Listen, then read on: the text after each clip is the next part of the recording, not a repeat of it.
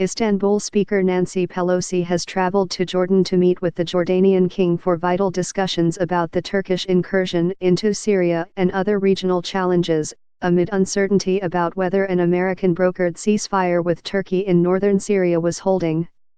The visit by senior United States officials came as sporadic clashes continued on Sunday morning along the Turkish-Syrian border, where, according to the Turkish Defense Ministry, a Turkish soldier was killed by Kurdish fighters in the Syrian border town of Tel Abyad.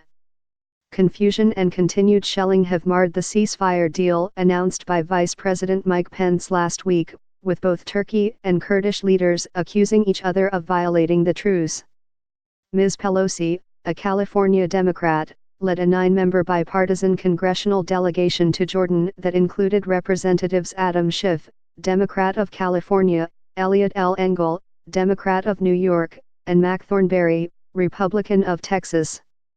The group met with King Abdullah II of Jordan on Saturday evening. Our bipartisan delegation is visiting Jordan at a critical time for the security and stability of the region, Ms. Pelosi's office said in a statement. With the deepening crisis in Syria after Turkey's incursion, our delegation has engaged in vital discussions about the impact to regional stability, increased flow of refugees, and the dangerous opening that has been provided to ISIS, Iran, and Russia.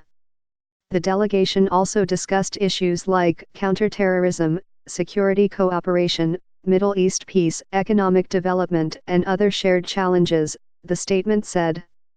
A planned visit by Ms. Pelosi to American troops in Afghanistan this year was abruptly scrapped by President Trump in a striking moment of one-upmanship during bitter negotiations over the partial government shutdown that forced thousands of federal employees to work without pay. As Mr. Trump signaled that he would go ahead with his State of the Union speech in January amid the shutdown, Ms. Pelosi suggested he should cancel or delay it, citing security concerns amid the prolonged shutdown.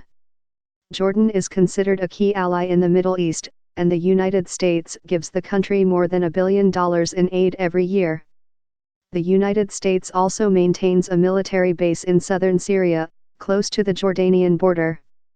Though the Jordanian government is involved in discussions about the future of southern Syria, it has relatively little influence over the conflict in northern Syria. Mr. Trump's order for the American retreat from its military positions at the other end of Syria along the Turkish border with northern Syria set in motion the latest flashpoint of the 8-year-old Syrian war.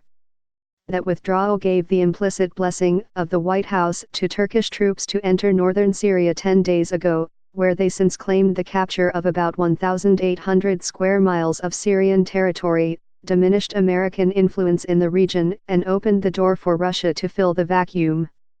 Turkey wants to force out a Kurdish-led militia that had used the chaos of the Syrian conflict to create an autonomous region outside the influence of the Syrian central government.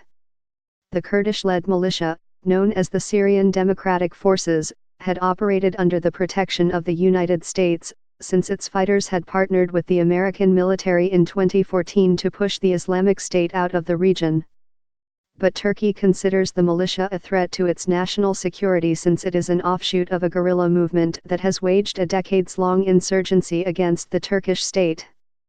The Turkish government wants its Syrian Arab proxies to establish a new autonomous zone in northern Syria in order to dilute Kurdish influence along its southern border. On Thursday, Mr. Pence announced a deal with Turkey that gave American assent to Turkey's plan, in exchange for a 5-day ceasefire that would allow Kurdish fighters to retreat safely from the region. But the ceasefire has yet to fully take hold. Sporadic shelling continued on Saturday night and smoke could be seen billowing near a strategic town, observers on the border said. The commander of the Kurdish-led forces, Mazlum Abdi, said in interviews with international news media on Saturday that Turkish troops had refused to let his fighters retreat. In response, the Turkish ministry said there were absolutely no impediments to withdrawal. Turkish forces allowed a convoy of medical staff members and aid workers to enter the Syrian border town of Ras Al-An on Saturday and evacuate injured people back to Kurdish-held territory, members of the convoy said.